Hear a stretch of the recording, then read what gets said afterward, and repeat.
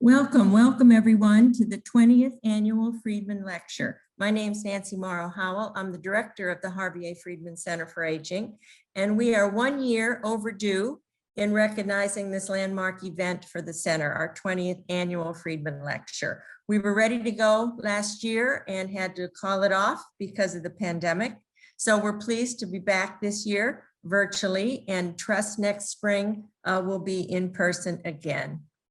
We'd like to thank our sponsors for this event, the Friedman Center for Aging, which is housed at the Institute of Public Health. It supports our work. Thanks to Dr. Bill Powderly for leading the Institute of Public Health and supporting the center. And then the Harvey A. and Doris Hackler Friedman Fund that supports this event administered at the Foundation for Barnes-Jewish Hospital. In the next 90 minutes, we're going to give you a brief update of the center, introduce 4 award winners, and hear from an outstanding leader in our field, Dr. Joseph Coughlin. Joe was committed to be here last year in person when we had to pull the plug, and now he is virtually with us this year, so we are very grateful for that. We continue to acknowledge and thank the Friedman family for their generosity in supporting the center. And we send our warm regards to Ms. Doris May Hackler Friedman in Naples, Florida, and welcome her daughter, Lynn, who represents the family here in St. Louis, who is with us here today and will be joining our program during the award recognition. We have had a great year at the center, despite operating remotely since last March. And I'd like to thank Natalie DeLucia, our center director, who's done an amazing job of keeping us going despite all of the major changes in our program. And I'd also like to thank Emily Hickner, Anna Mazuka, Victoria Anwari, Kim Furlow for all their work supporting the center, and our students, Tanner Meyer, Morgan Van Vleck, and Alex Field. Lots of people make these activities happen, and I'm pleased to show you a little bit about what we've done over this last year. We have contributed to the conversations on COVID-19 since age has been highly relevant to that topic. Just give you a few examples here. We have supported the collection of data on the effects of COVID on a national aging organization called The Villages. The St. Louis Village is a partner here in St. Louis and is one of many 300 or so villages across the country. We collected data on all of those organizations to see how the pandemic affected their activities and their members. We're also supporting an IPH-funded data collection effort on the effects of COVID on individuals and caregivers, and that's called our Beyond COVID project. We have organized many seminars, as you can see there, and we have contributed to some publications thinking about how the pandemic has affected older adults. I'm not going to go into those details. I want you to know that all of those things are available on our website if you would like to go check them out. We continue to push forward our Washington University for Life initiative, where we are focused on increasing age inclusivity at Washington University. We are part of the Age-Friendly University Global Network, and here are a few of our activities over this last year. We most recently published a paper with focus group data from admissions and career services staff at WashU, who discussed the challenges and opportunities of serving non-traditionally aged students in our degree programs.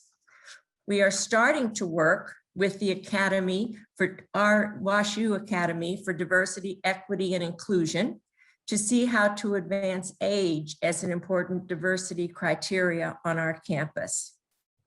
And you will learn more about our new partnership with the Scandalaris Center for supporting innovation in response to aging society. As a very logical outgrowth of our topic today, we are launching an idea bounce in competition working with the Scandalaris Center, and this hopefully will become an annual event. We are part of a national conversation on age inclusivity in higher education, and we have presented in conferences and meetings. We are active spokespersons for our efforts here at WashU. We have moved our program on retirement transition to online, given we had to do that. So our Next Move retirement seminars are now online, and we're beefing up our materials on our website to support our information on non-financial aspects of retirement planning. In fact, next week on April 20th and 27th, we have another version of this Next Move retirement seminar that would be available to you if you're interested, and you can go onto our website to register for that event. As you can see, we've been incorporating ideas about how the pandemic has changed our thinking about retirement. We continue to facilitate a support group or affinity group for older students, non-traditionally aged students, our Next Move students, and there's a picture, a banner from when we had our meetings in person. Of course, they're now all virtual. We look forward to our third summer of our NIH-funded summer research training program for undergrads in the region. Last summer, we went virtual. This summer, it's a bit more hybrid. But thanks to Dr. Brian Carpenter and Natalie, we continue to interest undergrad students from around this region in careers in research and aging. We continue to spotlight aging research across the university. This week, we finished our last monthly Issues in Aging seminar. We have all of those recordings on our website.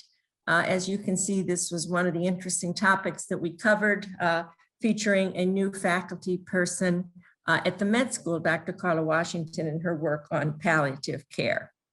Thanks to Dr. Sojung Park, we continue to have our secondary data interest group, where colleagues from across campus, in fact, from across universities in this region, come together to learn about using big data to answer questions about older adults and aging society. So that's what we've been doing to the center. We feel good about the activities this year, look forward to next year. And now we get to turn to the awards. We have two traditional awards to present and our newer awards to graduate students as well. So I'm excited to start with the Capello Award. The Capello Award is dedicated to the recognition of outstanding contribution to the care of older adults through direct patient care and research. It's supported by the Foundation for Barnes-Jewish Hospital, the Aileen and Meyer Capello Funds for Geriatric Psychiatry and Neurology. And I'm very pleased to announce this year's Capello Award winner, Dr. Emily Summerfield.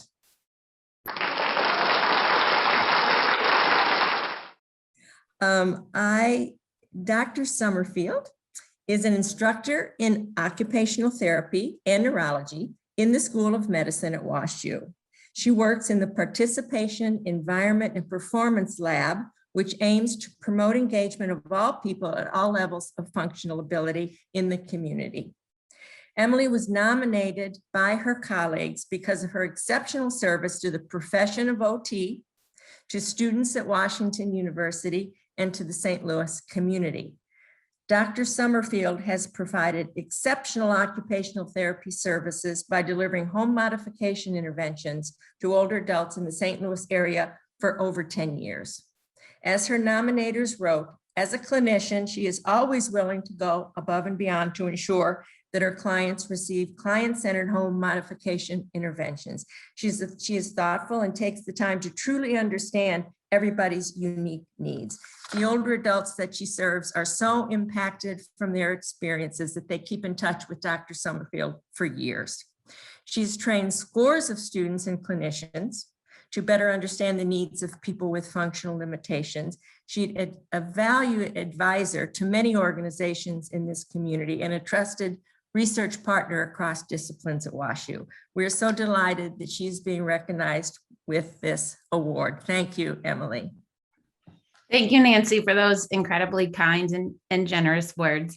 I'm honored to be this year's recipient of the Capello Award. It's an incredible privilege to join the ranks of people who've been chosen for this award before me, and it's humbling to think that my name will be added to this list as well. I consider it such a privilege to be able to work alongside older adults in the St. Louis community on a daily basis. And I'm grateful that I can walk alongside them and their families during what are often life-changing events like a stroke or a fall. And I'm grateful to have a job as an occupational therapist where I can help to restore function and oftentimes dignity for many older adults by helping them do things like just get to the bathroom on time or take a shower, get dressed, or get into the car so that they can go out to lunch with their family and friends. I'm also really grateful during this year of all years that the nature of our work has allowed us to continue to be in the homes of older adults and to provide services for them for things like preventing falls and improving daily activity performance. Being in their homes also during this time has been a fun for me to help some older adults figure out how to FaceTime with their grandkids or watch the live stream of their church service, or lately to give them information about how to sign up for the vaccine. I'm also really grateful for our community partners who have been willing to join with us to make this work with the older adults in our community possible. Specifically, the St. Louis Area Agency on Aging has been an instrumental partner for us in our lab and helping us bring evidence-based interventions to many vulnerable older adults throughout St. Louis. And I'm just thankful for their support that makes this opportunity even possible in the first place. And then it's also been such a privilege for me in this role to spend time with students, both undergraduate and graduate, inside the classroom and out on the field. They're always teaching me new things, challenging my thinking, and I really consider it a joy to be a part of shaping their journeys and future careers. But none of this would be possible without the mentorship of Susie Stark, who most of all of you know, and the support of my coworkers. They're always pushing me to be a better OT, a better scientist, and a critical thinker, which has enabled me to provide older adults with high quality client-centered care. So thank you again for this award, and I look forward to hopefully many more years of serving older adults in the St. Louis community. Thank you, Emily. We're so delighted to have a chance to recognize your contributions. Okay, now we turn to the Friedman Award. I am pleased to, I'm waiting for that, get us back on track. Here we go. I'm pleased to introduce Lynn Hamilton, who represents the Friedman family in giving this award. Lynn has been involved closely with the center over the years, and I'm delighted that she is coming on to our program now to make this introduction. Hi, Lynn. Good morning. This is a wonderful award, and we've had such great people that have received it. Awardees are nominated for their outstanding contributions in the service to older adults through practice, advocacy, or research. And today, I'm very pleased to bestow the award on David Sikora. So sorry. I just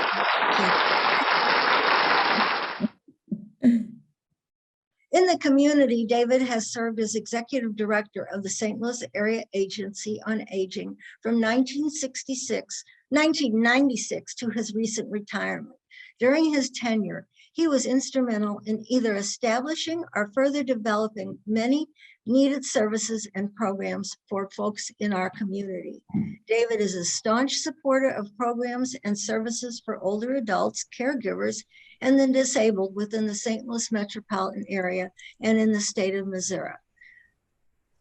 In short, David P. Sikora exemplifies the type of individual the Friedman Award was established to honor. Congratulations, David. Thank you. I want to say good morning, and first I'd like to say congratulations to Emily, a well-deserved honor. I'm truly honored to receive this award. I have known and worked with, I've known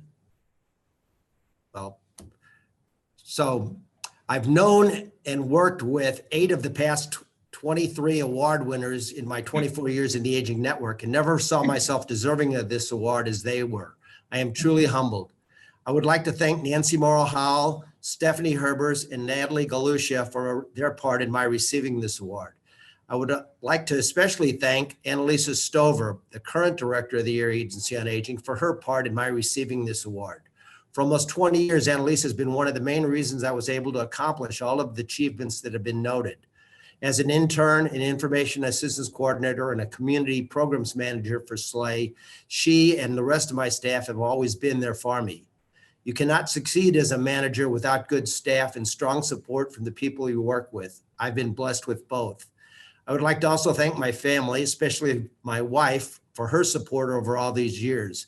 She's had to put up with long hours, short weekends, numerous trips, and never-ending conversation on aging issues.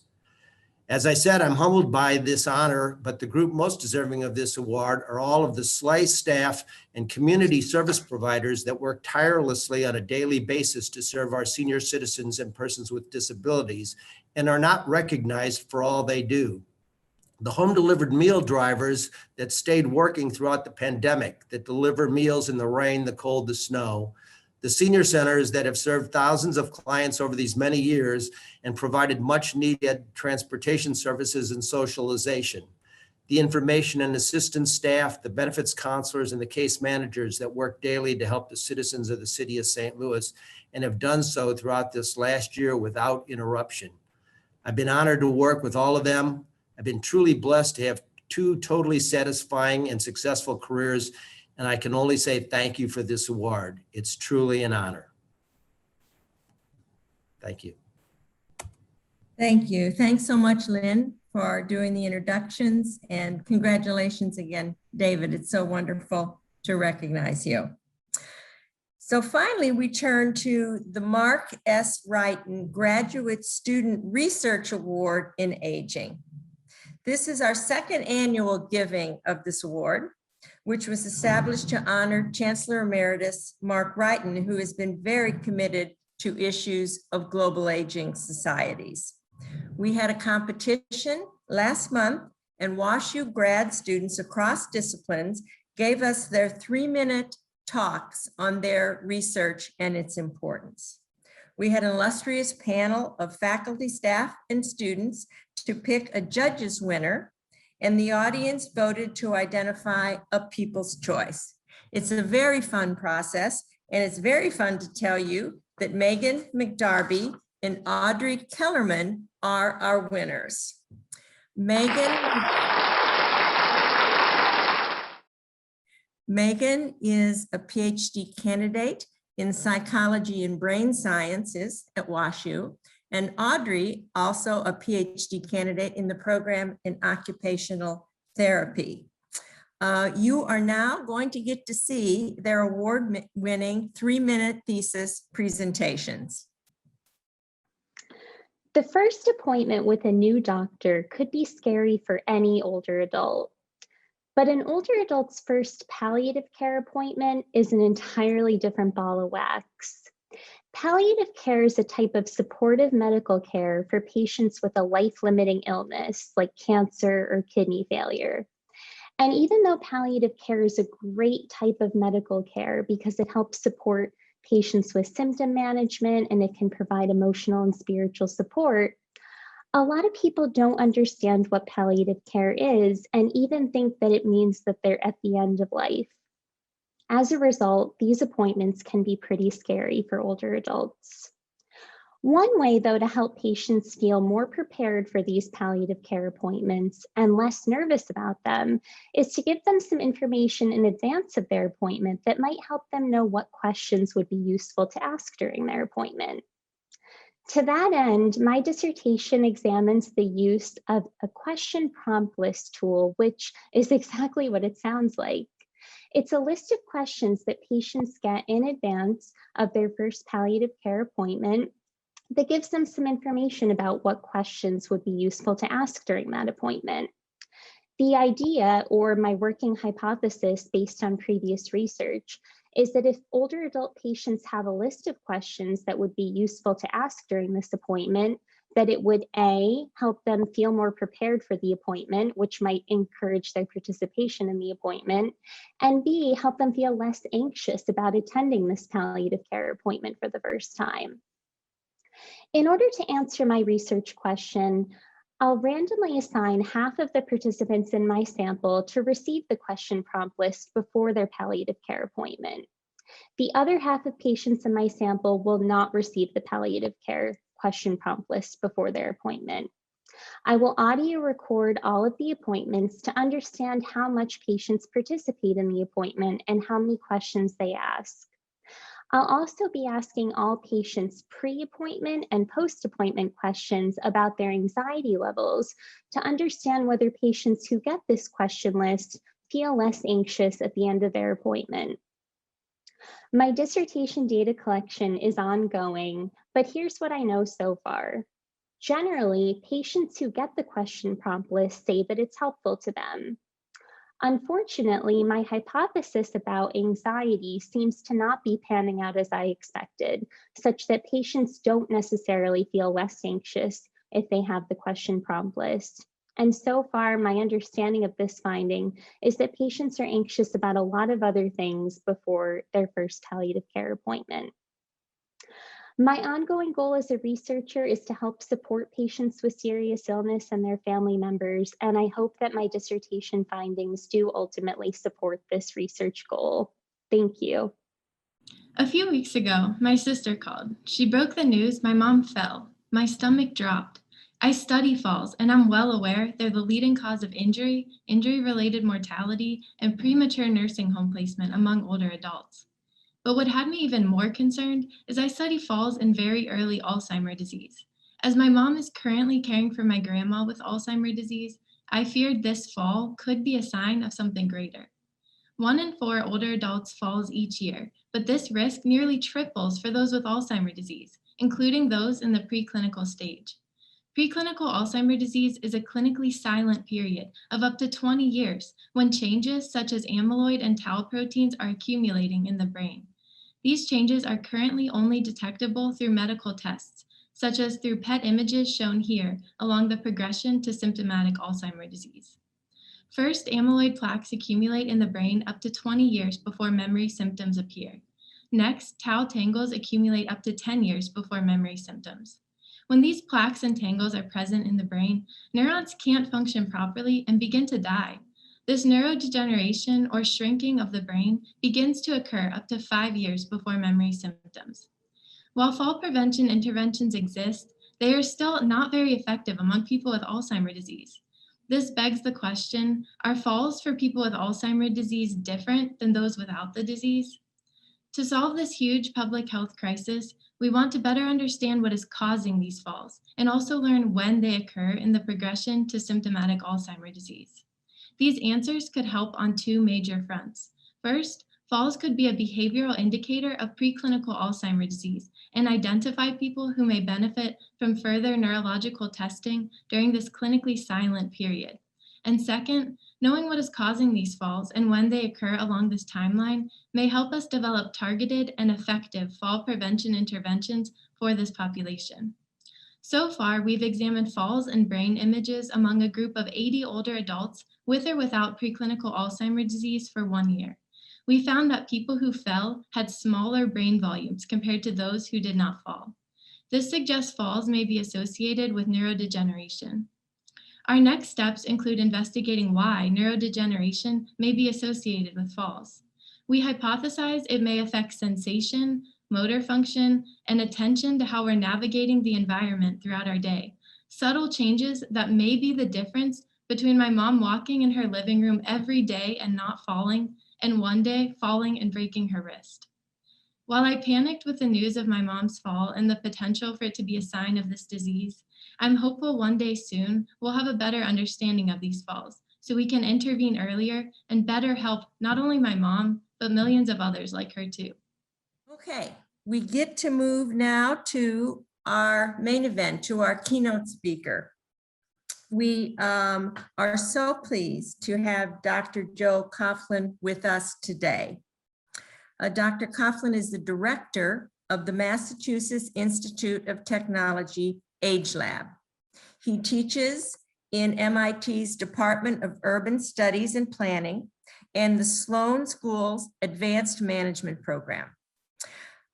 Joe conducts research on the impact of global demographic change and technology trends on consumer behavior and business strategy.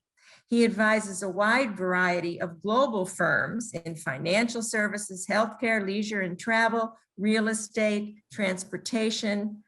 He serves on numerous advisory boards for firms across the globe.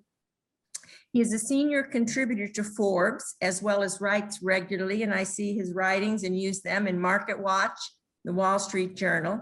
His recent book, The Longevity Economy, Inside the World's Fastest Growing, Most Misunderstood Market, inspired us to reach out to him to deliver our 2021 Friedman Lecture. We're so pleased you're here. Thank you, Joe. Great to be here. Let me pull up my slides here and we should be good to go. Hold on. Hopefully you can see everything and working. I love it when the technology comes together. Thank you so much for having me. I would much rather be with all of you, given the fact that I'm broadcasting, shall we say, live from my basement. But it is indeed a privilege to be invited by all of you to speak. The award-winning and global influential work being done by your school and by the Aging Center, the faculty, the students, the researchers, makes it a privilege to be here. By the way, my congratulations to the awardees. Many of you are doing great research, and others of you have my incredible respect, as you should from all of us, because you're doing the work that we academics quite often talk about. So for the next few minutes, I want to engage all of you, shall we say, on a new journey, if you will, of how aging, longevity is changing. I want you to think about how old age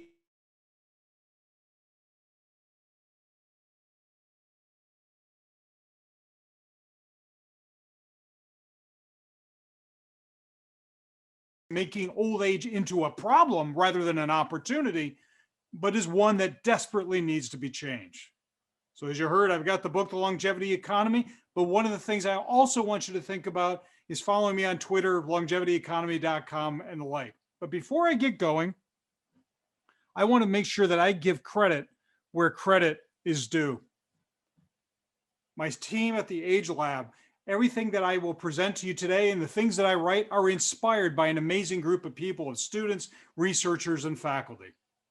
So I promised that we're going to be talking about stories, and that's going to be a theme for the next few minutes. But let me begin with a story that helped inspire me to start the AgeLab. Many of you in aging already know this story. It's about a woman named Sarah Noss, and she was from Pennsylvania. And I want you to imagine this. She had celebrated her 119th birthday. Pretty good. But can you imagine the following? A journalist had the profound, the only way I can think of it, chutzpah to ask her, Ms. Noss, why do you enjoy living so long? And she came back with an answer far better than any academic or pundit or policymaker or medical professional. She said, I enjoy my longer life because I have my health and I can do things. Ladies and gentlemen, this is the new endless frontier of science, physical, biological, and social sciences. In the service, if you will, the endless frontier of not just knowledge for knowledge's sake, but imagining a frontier where we can live longer and better. And that is the mission of all of us in the aging community. It is especially a mission for my colleagues at the AgeLab. And just to give you an idea, a lot of this photo, since we've been off campus, is a bit dated in all fairness, but the fact of the matter is our team is about 1/3 every flavor of psychology you might be able to imagine, 1/3 engineering, data science and engineering, and another third that is anthropology, social work, and the like. In fact, one of your distinguished alums is on the call right now, Taylor Pastek. I want to say thank you to her ongoing contributions and the power that she brings to the lab after getting a great education from all of you. To give you an idea in some ways as to the kind of work we do, we look across aging, not just in the biological sense. That's not where we are. We want to rethink the physical infrastructure of what it means to be age ready. And we'll come back to that in a moment. Our major areas are looking, shall we say, at transportation. That's where we started. The old idea of an older driver, which, by the way, there is no such thing. Birthdays are terrible predictors of almost anything. Health conditions are a little bit better. What is the future of the home? Is it going to be a place or a platform for services? And we have found since the pandemic that the pandemic has actually propelled technology into our lives and into the living rooms of older adults at a rate unprecedented. Caregiving. Eventually, you will be receiving care or giving care, as Rosalind Carter once mentioned. And then also, what is the nature of this thing we call retirement? We choose to call it longevity planning. That just gives you a little bit of a background, but I want to make sure I give credit to my team for giving me the good words that I'll share with you today.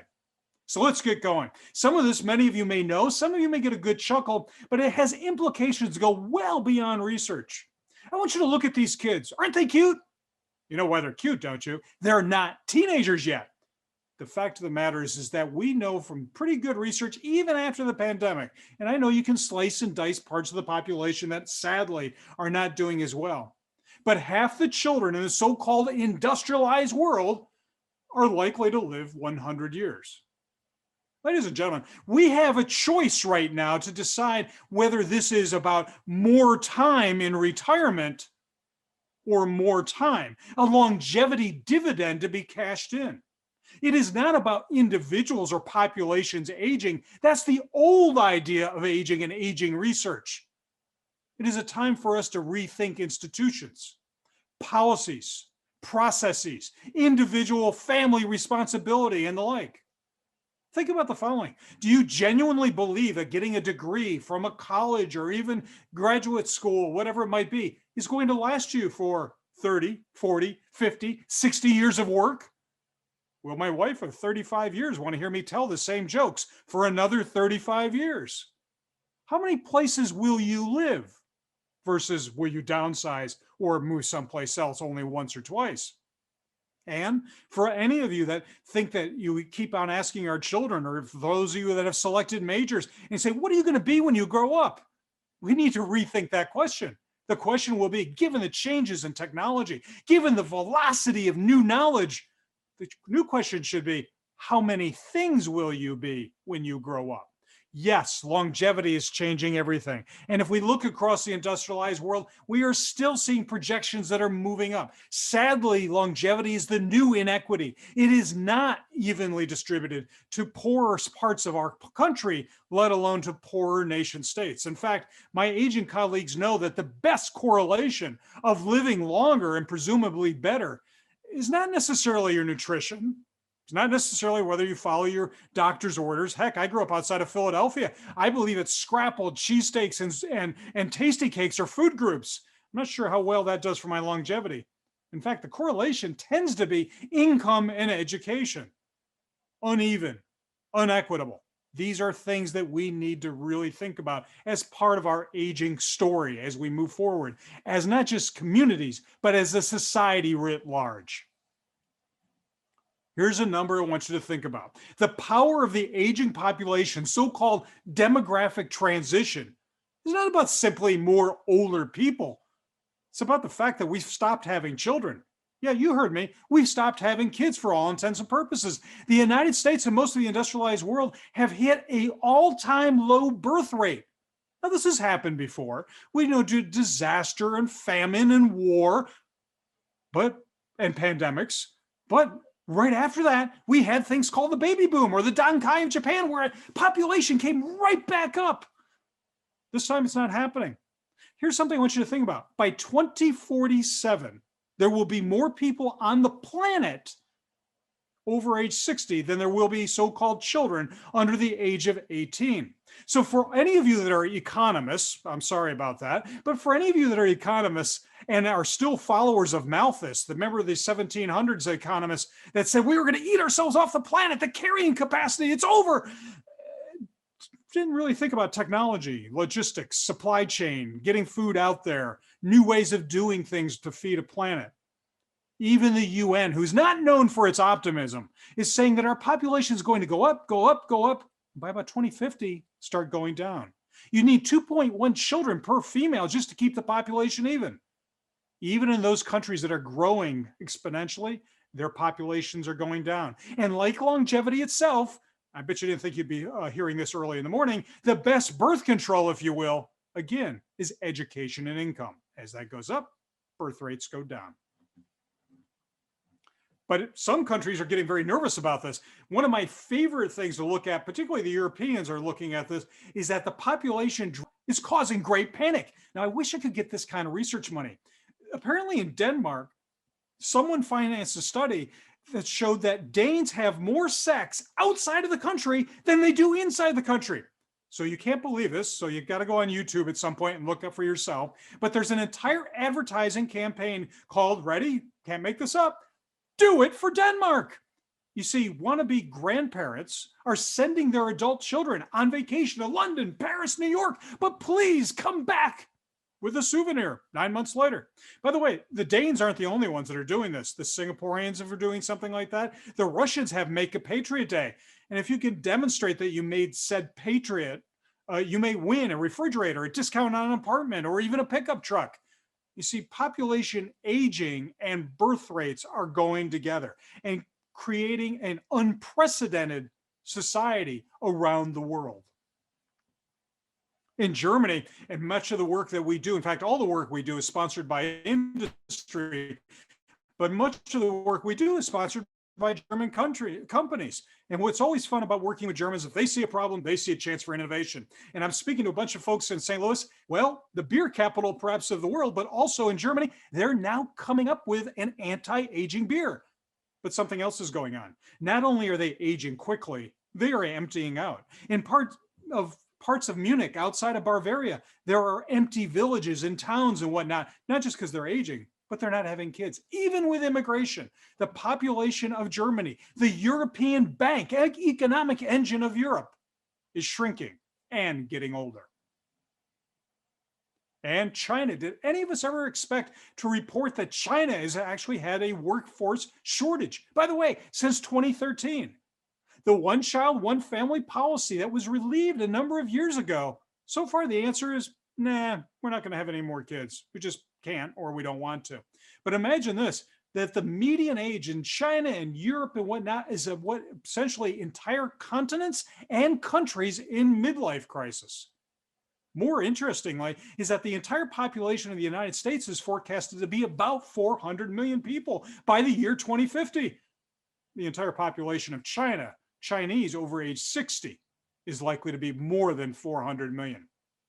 How are they going to provide those services? What are the technologies? What are the policies that they're going to need? Old age has always been with us, but the numbers, the demand, and the velocity of that demographic change is unprecedented for nations and companies, and indeed for families.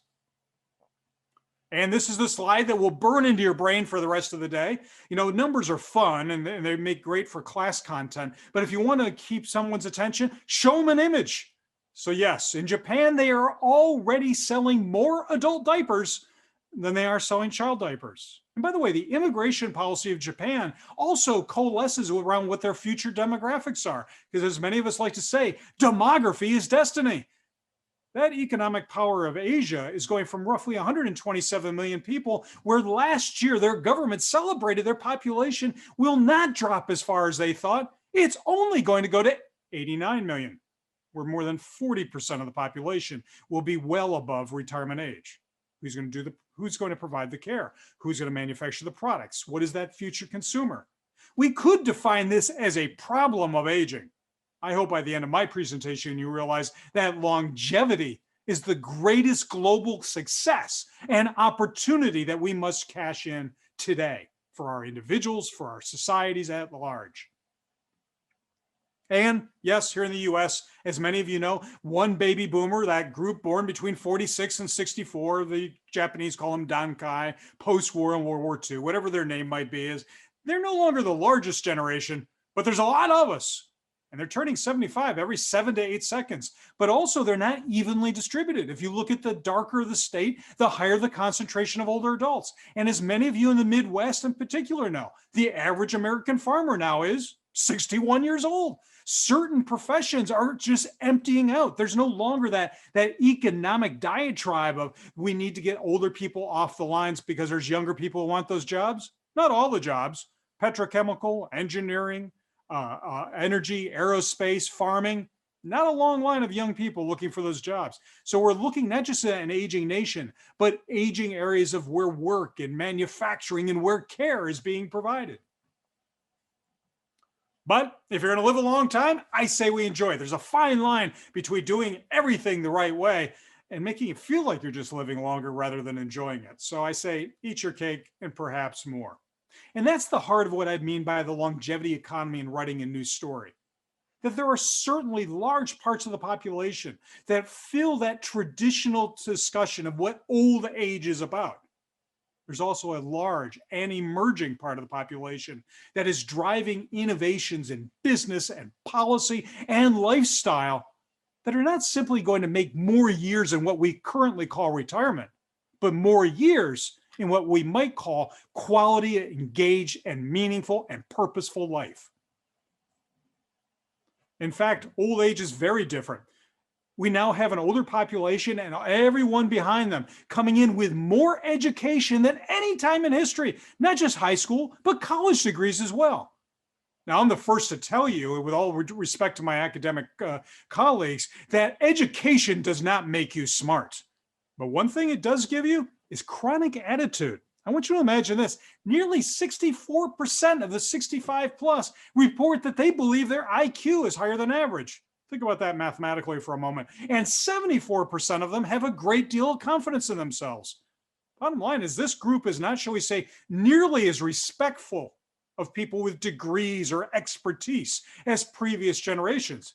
Because as our millennial and Gen X and certainly Gen Z siblings and cousins and sons and daughters know that, frankly, you could probably do your own brain surgery. You could find it on YouTube.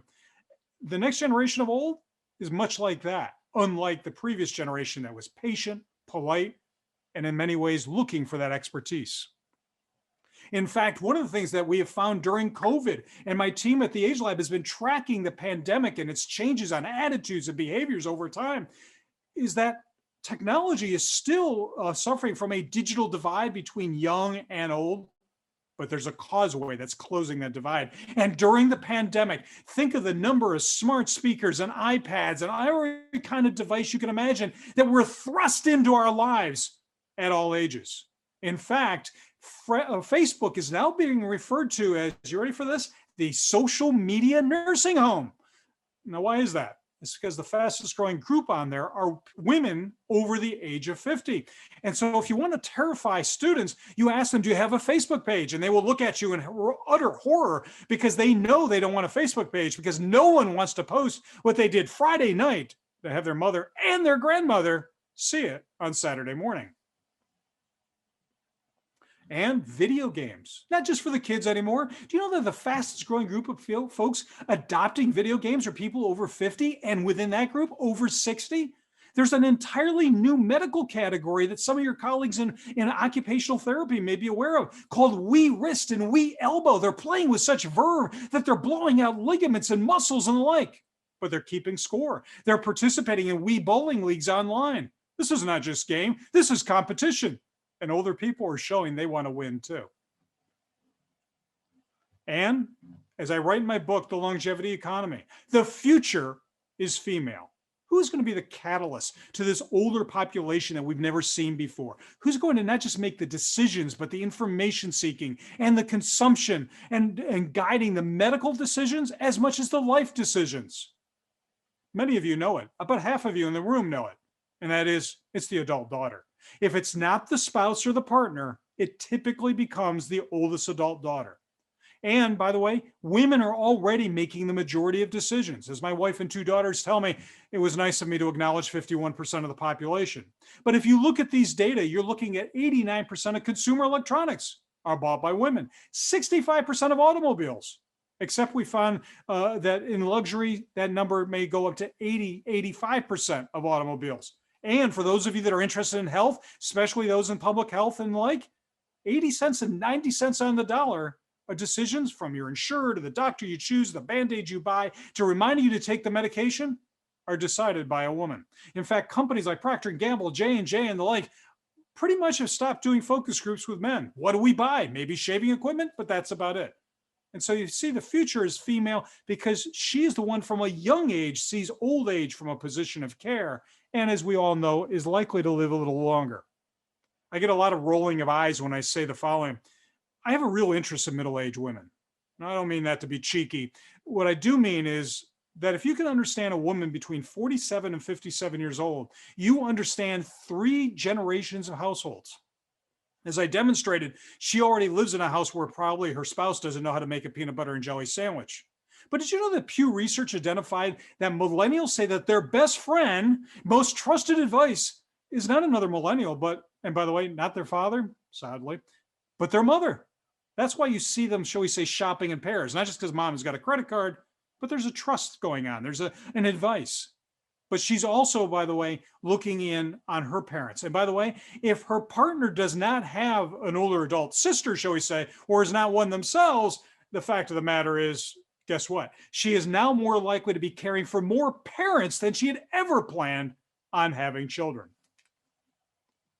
Now, this is where it gets a little nervous for the guys. You should also know that in an aging society, that new longevity economy, we have what we call gray divorce. This is worldwide. This is not just North America. So-called gray divorce, where the number one group of folks getting divorces are people over age 50. Now, why would you give up this big hunk of man? One research study said that 90% of the divorces were initiated by, this is where women usually start laughing, yes, by the woman. Now, was it a money problem? Could have been interesting. Was it sex? Could have been a very interesting PowerPoint slide. Nope. You ready for this? He bores me was the number one answer. And by the way, the Canadians to our north, my cousins that I have up there in Ontario and the like, I always thought they were the nicer North Americans, the more polite North Americans. They did a study up there and the Canadian women responded that the number one reason for divorce was he simply ran out of gas. Well, this guy doesn't look like he ran out of gas. He may be a dog lover, but the idea that women seem to be aging and have always seemed to age differently. They get out there more. They're doing more. In fact, entrepreneurship, one of the top groups forming new companies over age 50 are women. Entrepreneurship should be looked at as the new women's movement. And finally, longevity economy. You can't talk about economy without talking resources. Now, they are inequitably distributed. There are as half the population in the United States is not prepared for retirement. But globally, if I look at the 60 plus, they are the 3rd largest economy in the world after the GDP of China and the United States. And by the way, here in the United States, the 50 plus make up nearly 70% of the discretionary spend. Unfortunately, due to the old age story of how we think about aging, consumers only get 1 to 3% of the dollar for advertising for people over age 50. That's because, frankly, we have a story that precludes us from thinking them as consumers rather than, shall we say, needy and greedy. Let's talk about coffee. It's still morning. It's one of my favorite topics. In fact, it's even a food group. But why would I talk about coffee? What do you think about coffee for a moment? Those of us who know coffee and enjoy coffee, look at the simple cup. How many of us are old enough to remember when our parents tried to tell us this was coffee? And I'm frankly, from my position, this is not coffee. This is decaffeinated swill. But I want to show you something else that's going on. People of all ages now know this is coffee. No, it doesn't have to be something fancy or 67 different varieties of coffee where you have to speak a language somewhere between French and Italian, whatever it might be. But I want you to understand that the generation of people that are turning 75 today and those before have grown up in a time when not only did coffee, shall we say, improve, but there were many different varieties of coffee that could be personalized to me. Do we believe for a moment, as a matter of policy, as a matter of product producers and innovators, that a generation that grew up on coffee being innovative is going to simply say, you know, well, I'm old. I'm going to stay home now. I'm going to wait for the van that I got to book a week in advance for, or 2 weeks in advance for, or I'm only going to be depending on public service if I can find them, or I'm going to be polite and patient and hope that my grandchildren call me or visit me. Ladies and gentlemen, I suggest that the new generation gap of an older society is not about their age. It's not about their money alone. It's not about education. The new generation gap is about expectations. We indeed believe there will be a pill, a policy, a product, a service that will excite and delight for us to not just live longer, but to live better. You don't take a generation that had shopping malls, highways, schools, hospitals, and all the infrastructure that we now enjoy built for them as they age, and suddenly say, okay, that's it. You're now old. Go home. Go wait. No, this is as much a political issue as much as it is economic, social, and equity. And finally, what that demand is, what that expectation is, that unmet need is essentially the longevity economy. That gap between what our parents accepted because they were polite, they were patient, they had a vision of old age where they were supposed to, shall we say, sit back a bit. And the next generation of old who's already here that's saying, no, I want more. It's like an entire emerging market hiding in plain sight. So while investors and economists and the like go looking around the world and the country, the market actually in numbers and money and demand is right here. So let's get to the idea of a story. You know, the oldest technology and the most powerful technology in the world, I would suggest to you, is not, shall we say, the genome or the internet or space travel. Those are all amazing things that I can hardly understand. The most powerful and oldest technology in the world, rather, is the story. The story is what helps us understand why we do certain things, why we don't do certain things, what's possible, what's not possible, what's acceptable and not acceptable. So here's what I want you to know. The story of old age, I want you to wait for it. The story of old age is made up. Yep, you heard it. No, I had my coffee this morning. I'm not talking trash, as they say. No, old age is made up. I want you to think about the following. Medical science in the 1800s in the UK, and it came to the United States and became part of our vernacular as well, believed that you were born with a certain amount of vital force or vital energy. Essentially, at birth, you were a glass that was full. But as you aged and you used that energy, you no longer became a glass that was frankly full or even half full. You became a glass that was half empty. And as you use that vital force, which by the way meant anything fun or anything useful, you drain that energy. And what happens when you get drained of energy? This story that you have your energy or vital force drained from you. You become tired. See, stories not only explain certain things, but they create our language. They create institutions. We stop thinking about them. We start to think that they're like laws of gravity given by laws of physics. Then not only do you become tired, that you would have to then retire. You'd have to pull back. And at the time that this science was developed, remember, if you didn't have family and you did not work in the 1800s, even early 1900s, you were tired, you couldn't work. Guess what? Without family, you didn't eat either. So what happened is that the notion of retirement was that you were also poor. Alms homes slowly became, you heard me, retirement homes. And for those of us who are old enough, many of us remember the phrase funeral homes. Isn't it amazing how the story of old age being about less rather than more time, but less energy and less value, translates into our language and into our institutions, and then, speaking as a social scientist, reinforces how we look at the world. That story permeates our policies, our product ideas, and the like. That story needs to change. Old age is different than it was before. The nature of work is different, society and technology. And yet our policies, our products, and our society is still using the story of old age from the 1800s to think about how we want to live life tomorrow. That's a gap. In fact, part of the problem is if you think about it, the greatest success of humankind living longer to the tune of 30, 40 years longer than 1900 in terms of life expectancy has been defined by policymakers, pundits, and my friends, the economists, as a problem to be solved rather than an opportunity to be realized. And so we have graphics like this and studies about the horrors of what's going to happen to our pensions and our healthcare. Well, that's only because somehow we've chosen numbers like 60 or 65. By a law of physics, that's retirement, everybody off the boat. Or by healthcare, that you're going to be ill at a certain age, you're going to run us broke. How many of you believe you look the same at the age you are now as the people you knew when you were kids at their same age? The old men, as I thought of them, that taught me how to fish on Lake Ontario, my uncles. Guess what? I thought they were really old and whatnot. I did the math one day. When they were showing me how to fish, they were only in their 40s.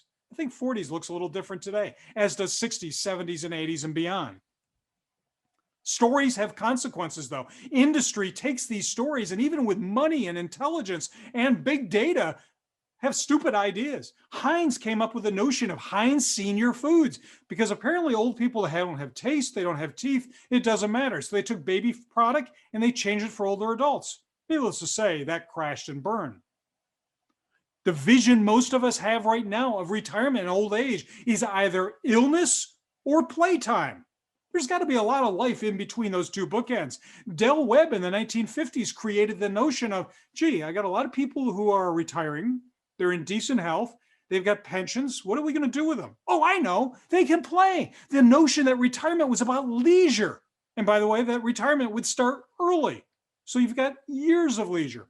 Not incorrect, perhaps, but woefully incomplete.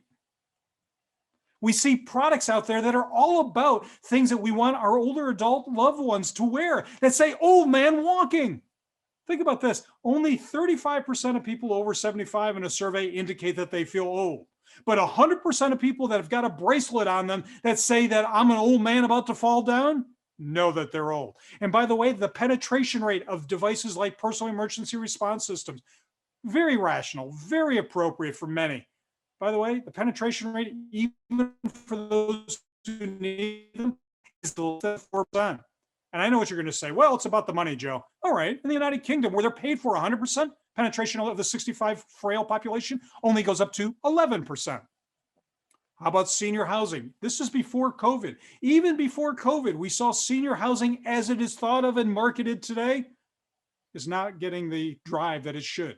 In fact, the people that are investing in this product category are looking at the numbers, but they're not looking at the behavior and the decision-making values of the people. How about this? When we look at the engineers that come to our lab, and we're based in the School of Engineering and whatnot, is this a remote control, or is it a self-defense device? Somehow designers and engineers have to be a little bit more courageous and innovative to make something that is ageless and useful for all of us, not something that is inherently insulting. How about this? One of the things you'll see in so-called age tech is that it seems to revolve around our health, because somewhere along the line, the story of old age says everything you're going to do after age 50 or 60, or definitely after 65, is check your blood pressure and remind you to take your medications. No, old age is an opportunity. It's an entire life stage. What's this color? No, it's not your screen going bad. No, this is a color that is often used in almost anything that has to do with older adults. Well, that's not fair. Some companies believe they've gotten truly innovative. In fact, they're using this color. I call this medical or clinical blue. Does anyone want a product that looks like these things or these colors anywhere in their home? No, the story of old age has almost made us embarrassed to be older. But I guarantee, like the auto industry adage goes, you cannot make a product for an old man or an older woman. Why? Because they will run with their hair on fire, or at least some of us will have our hair on fire. But guess what? A younger man, an older woman won't buy them. So basically the products lay fallow and are no longer usable by anyone. Let me tell you a little bit about this thing we're calling retirement today. I'm going to do some basic math, and with a little, shall we say, a fudge factor on the numbers. I want you to follow me on this. Do you know from 0 to 21 years old is about 8,000 days? And by the way, if it makes it easier for some of you, birth to drinking age is about 8,000 days.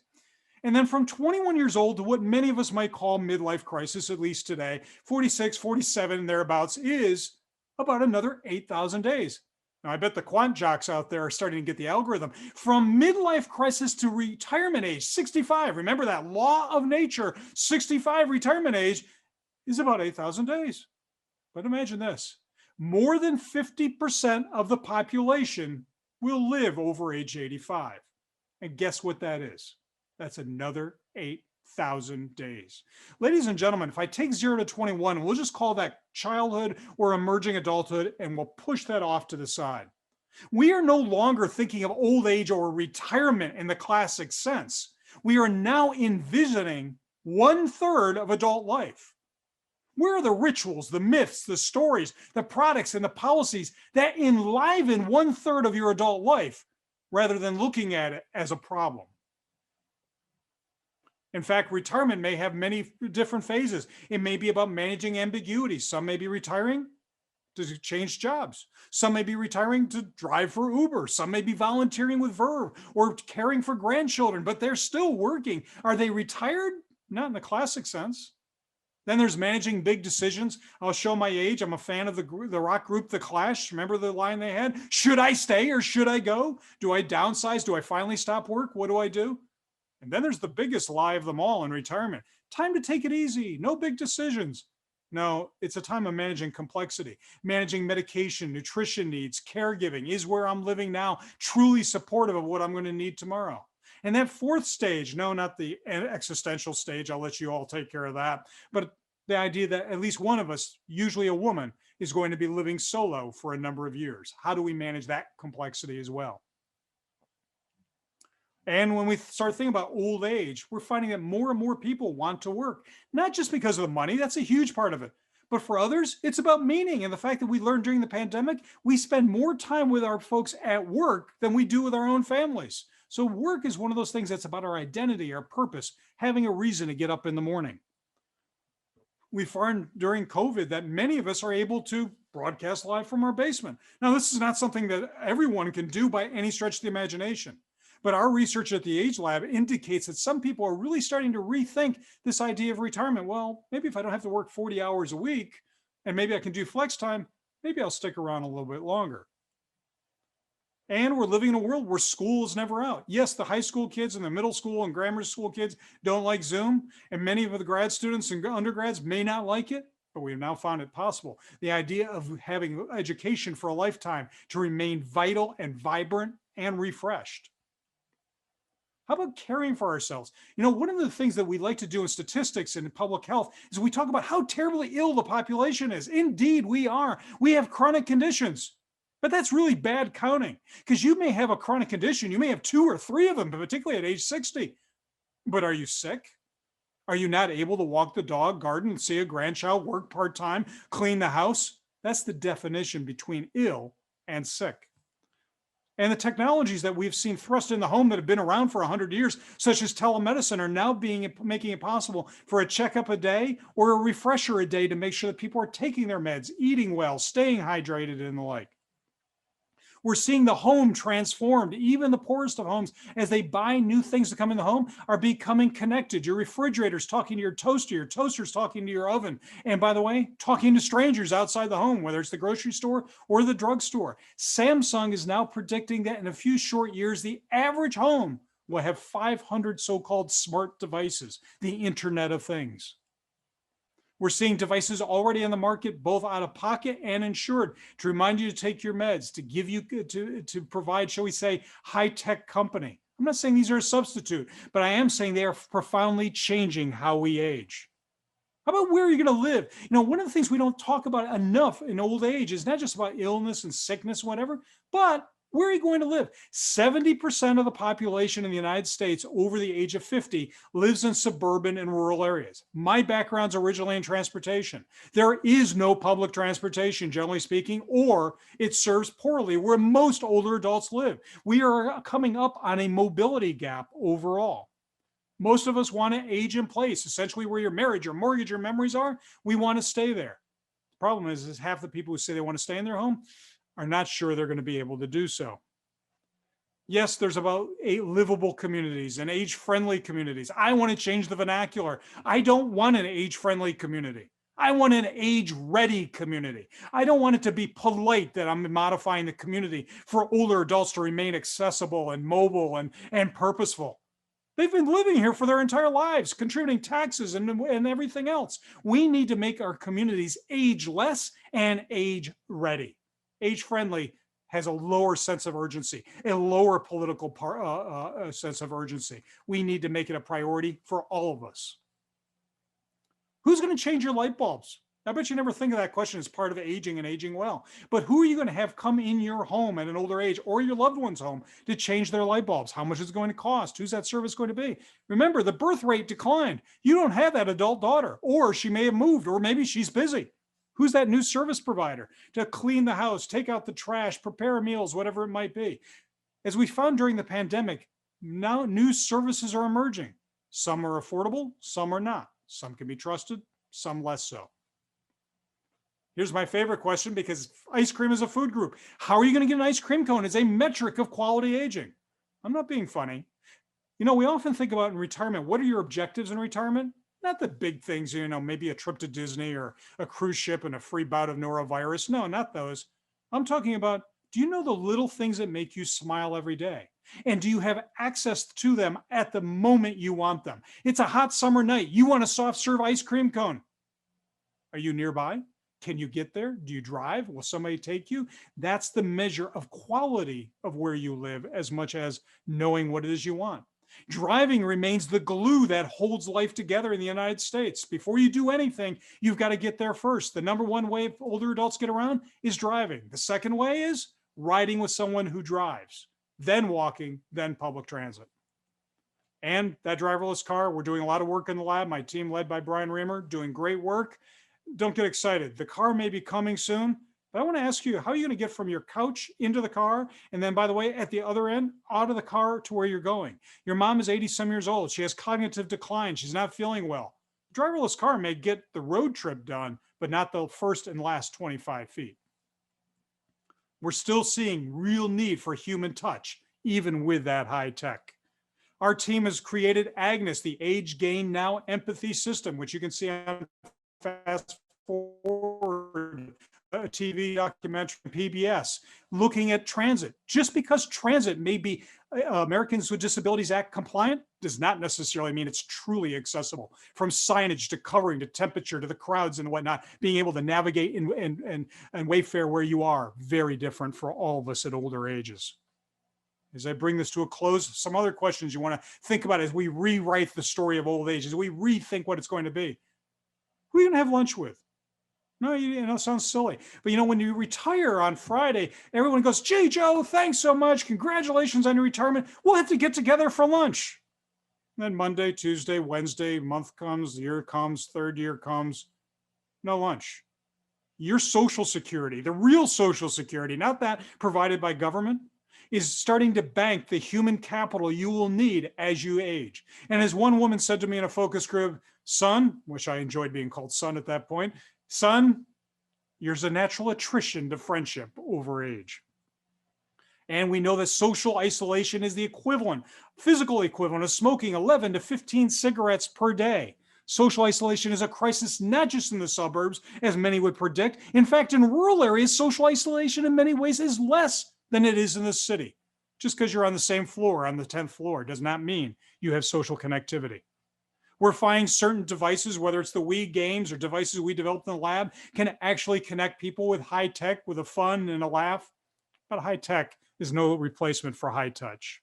We find that robots are now coming into our lives, expensive for many, but they will be affordable soon, to remind you to take your meds, food, and in fact, some robots like Pepper will insult you twice a day. Apparently, that's one way of maintaining your cognitive function. I have teenage daughters. I get insulted for free. I don't need to buy a robot for that.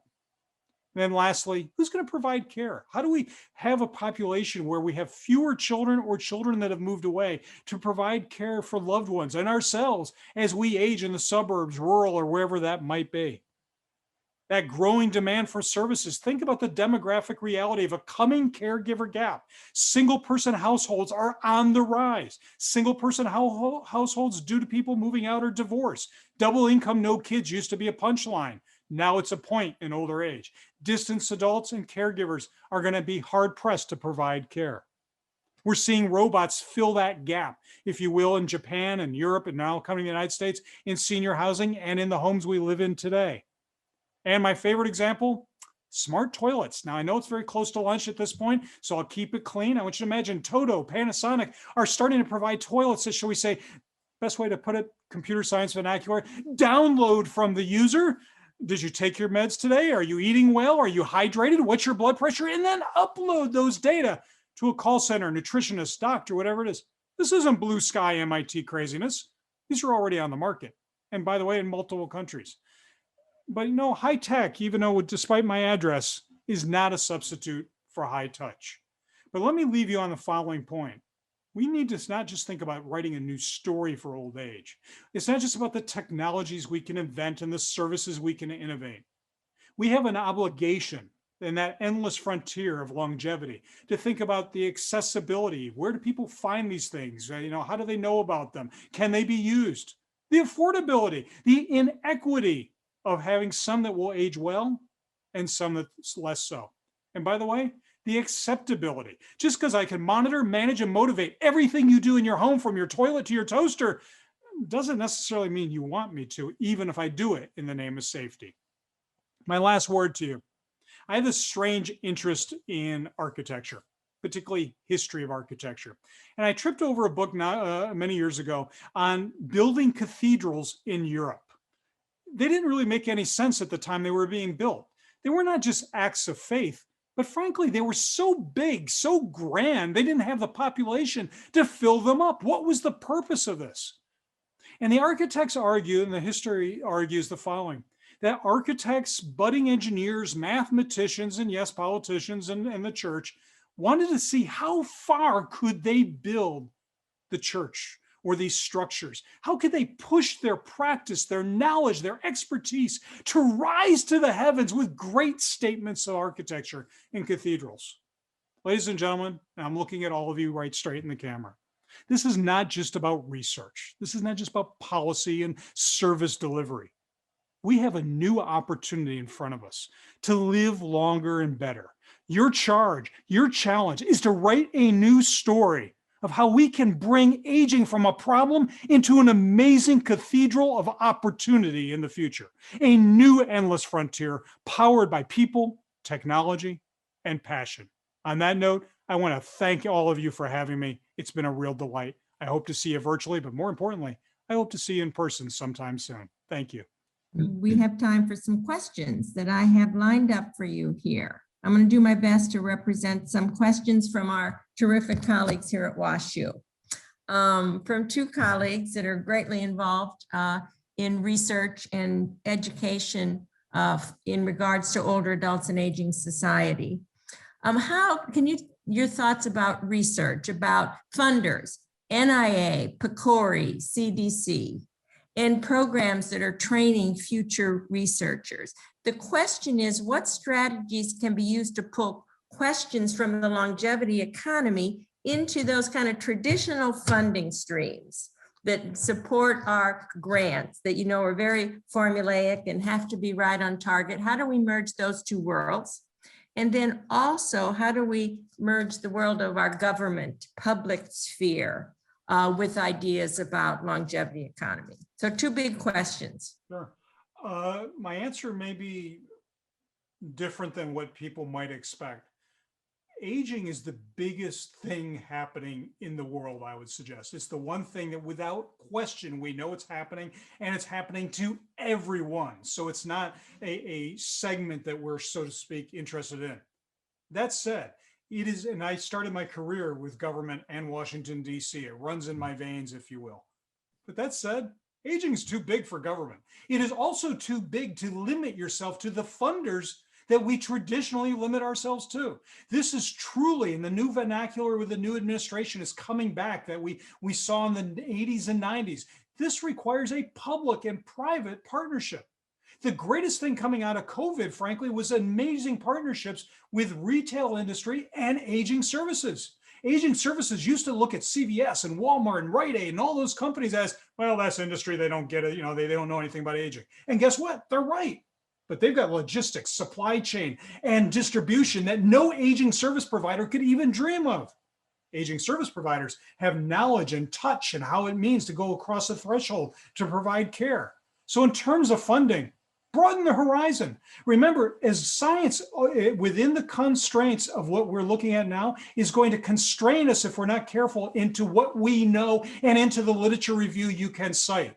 True innovation is often brought by those who know nothing about a field, and that way they don't know what the limits are. So they just go ahead and do them. We would not have Silicon Valley. We would not have things like that if people said, well, it's all about the mainframe. Boston thought that only the mainframe was going to be the answer to computing. We're not Silicon Valley, are we? Mhm. Okay, thank you. A question from our Chancellor Emeritus, Mark Wrighton. Tell us about what MIT is doing about age-inclusive community. How are you all contributing to, and I know I'm so glad you don't like age-friendly. We try not to use it. We're moving towards age-ready, age-smart, age-inclusive. So what is MIT doing about an age-inclusive university? Mark Wrighton has been associated with MIT. Sure, not just a age-inclusive university, in addition to countless lecture programs, emeritus programs for faculty and researchers. We are also starting what we're calling a longevity hub. We believe in Boston, and we are hoping that many around the world will start it as well. We'll start a genesis of creating a longevity hub of industry, government, aging services, and universities, including a few of the schools on the river that you may have heard of elsewhere in Cambridge, to really come together to create new innovations and policies and whatnot to make aging and longevity into an industry to improve the quality of life of people, not just on campus, not just in the community and the Commonwealth, but to create an industry to be exported to an aging world. We need to turn aging not into a service provision question. We need to turn aging into something that is sought after, wanted, and exported as an economic and political value. Thank you. A question from someone in the audience about sometimes we move to new communities, make decisions about where we live is very important. And where we live, maybe to be close to family members. I'm expounding on this question to get at some of the issues I know that come up. But then we don't know people. You know, making new friends in later life is tough. We've had friends for 60 years and then we don't. And how to recreate social connection in later life, especially in this time. This has so been highlighted in COVID. So anything about developing new relationships in new communities? No, I would say that one of the greatest crises that we've allowed to happen and just kind of let it become the narrative of sociologists, particularly by my colleague up the river at Harvard, Bob Putnam, in his book in 1999, Bowling Alone. We have allowed our institutions, our community glue fragment. We're dropping out of churches, temples, and mosques. We don't join Rotary. We don't go to the Elks meeting anymore. We need to re-envision how we make these community organizations, not virtual, but very real, because that's how people remain connected to our communities.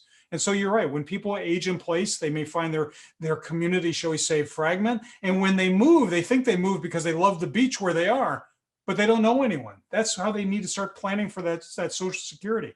So the only way I can think about how do we solve that issue is that part of our retirement plan and part of our society and community plan is to make sure that we still belong, that we still join, that there's still an obligation to participate. You know, many of us get involved in our schools. The day our kids graduate, we start to pull out. The day the kids are not at soccer practice, suddenly you don't know what's going on in the community. The local paper becomes less important or less urgent. No, we need to re-socialize all of us at every age that no, you should remain engaged and understand, but we should make sure that our institutions that no longer write you off because your kid's not showing up to practice anymore, therefore you're not part of the community. No, you're in the community the day you're born until the day you exit in an existential sense.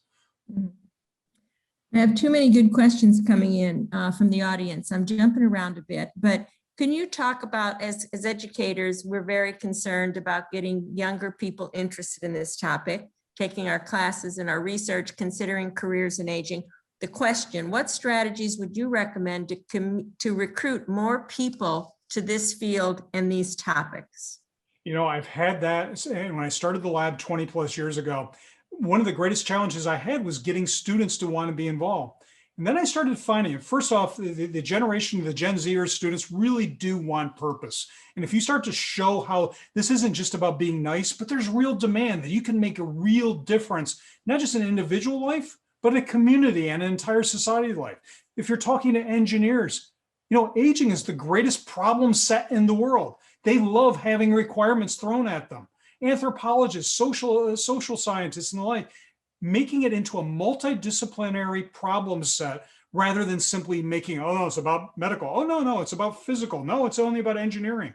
The kids get really excited when they're looking at other disciplines and something that they can demonstrate in real time. Get out of the classroom, get in the lab, get in the field, and get into people's lives, and the students will follow. And by the way, they will blow your mind. An extension of that a bit. Let's talk about ageism and how ageism enters into these ideas. And specifically, the question here was about ageism in the workplace. You want to share any thoughts about ageism specifically in the workplace? Absolutely. And it all stems back to that story I was talking about since the 1800s, early 1900s. The notion that we are still, whether we're producing a product or hiring an employee or letting an employee go, or for those that are fortunate enough that are, quote, given the package, a euphemism for here's a chunk of change, get out. No, it's because we have this story in the back of our head that we're less than we were. But more importantly, we also have a very old and outdated story from economists that say there's a long line of people who want your job. Joe, get out of the way. Well, that is true for a few fields, but there's a lot of fields where there's no one behind you. More importantly, the knowledge of what makes an organization do what it does, why it didn't do certain things, or the legacy memory of relationships with everything from clients to customers are often in the heads and the minds and the desk drawers of people 50, 60 and older. So it makes it bad business. No, we got to change the story, and that changes everything. And one of the things we start thinking about is that retirement is a voluntary number, not something given to us by the laws of Newton. How can you ensure that older adults are part of co-creating these visions and this future? Well, as my colleague and your former student, Taylor, who's on the line, knows, we do that in the lab all the time. We do it not just in terms of lab experiments, but we have an 85 plus lifestyle leaders who are by definition more educated, more affluent, and more tech savvy, and we have them break things with us. We bring in people that are less so to work with us. But however, I don't want to get all that excited about making sure the customer is at the part of developing a new idea or a policy or a product. That's absolutely important. We need to start with the jobs of the consumer first. That's part of design thinking, or as most of us used to call it, just plain thinking. But there's something else. Remember, the internet would have never been invented by focus groups. So you should not be limited either by what the consumer thinks. As Henry Ford once said, that if you asked people what they wanted for transportation, they would have said they wanted faster horses, not a car. So yes, bring the consumer in at the center, but don't be limited. Because one thing about older adults, they also like to cope. They also, I'm going to tell you a secret, Nancy, you may not want to have this over the lines, but older people, they lie. And so they don't want to admit that it may be harder to open something or they can't see something. So their coping skills sometimes will keep you from knowing what could be changed. And an engineer who's young will get so frustrated to say, that's nuts. I'm going to change this. Yes, great words on that. Great thinking. Thanks. I don't know which question to go to. A little bit more about the digital divide, because I think what we've learned is we thought young and old, and during pandemic, we saw the divide in people in their 50s, 60s, 70s. The divide exists at every age, but it's also changing. The digital divide today, the 30-year-olds are out of step, with the 20-year-olds. It's such a constant moving thing. How do we close the digital divide in these circumstances? So, one of the things that's really funny is that we have found that during the pandemic, not only did technologies find their way into our parents' living room and in our own living rooms, but I always argue that it was not that older adults did not like technology or could not use it. There was a definition that the technology being offered was not a high enough value proposition that was worth my time, my hassle, and above all, my money to do. And during the pandemic, suddenly we found older adults not only going on Zoom because they saw a need for it, but now they like it. But there's another thing. Technology is moving at such a velocity, and you just pointed it out as well, that a 30-year-old today is an old man or old woman walking with a cell phone compared to a 16-year-old who's